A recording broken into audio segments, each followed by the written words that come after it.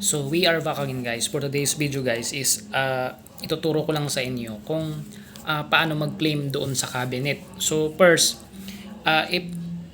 if yung parcel ninyo is nasa cabinet na, nasa box plus na, ang unang gagawin lang ninyo is tingnan nyo yung sa cellphone nyo kasi may mag-text sa inyo ng one-time password. Kasi yung one-time password na yun, yun yung po yung gagamitin nyo para i-claim nyo yung parcel doon sa cabinet. So pupunta kayo doon sa screen, then pagkatapos nun i-input nyo lang yung one-time password nyo.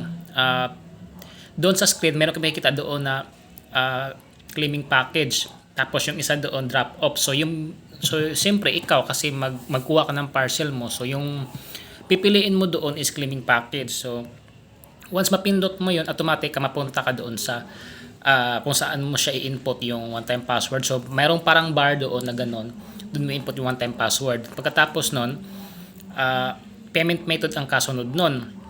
So sa BacksPlus kasi is ang pinakaunang payment method na option ni BacksPlus is GCash. So yan talaga yung magamit ng mga Pinoy.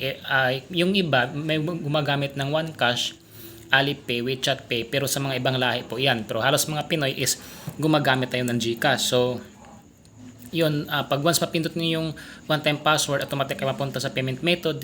Tapos pipindutin lang ninyo yun doon sa screen, yung application doon sa pinaka taas na GCash. Kasi kapag hindi nyo pinipindot yun, kapag direct kayo mag-scan sa GCash ninyo is automatic hindi po yun match yung sa GCash ninyo, kasi po naka-default po siya doon sa Alipay ata or WeChat Pay, basta ganun. Basta kailangan nyo pindutin doon yung GCash na application sa screen, saka kayo mag-proceed doon sa payment.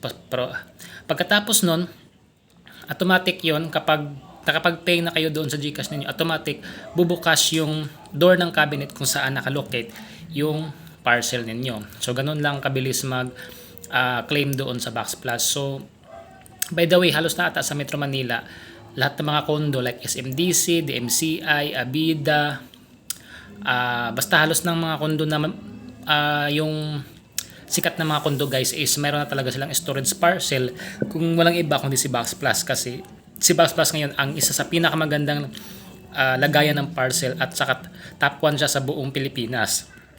Siya yung nangunguna ngayon sa lagayan ng parcel. Bukod na sa safe ang parcel ninyo, mura din ito kasi nga doon sa payment niya is sa large niya is 12 pesos, tapos sa medium na is 10 pesos, tapos sa small niya is 8 pesos.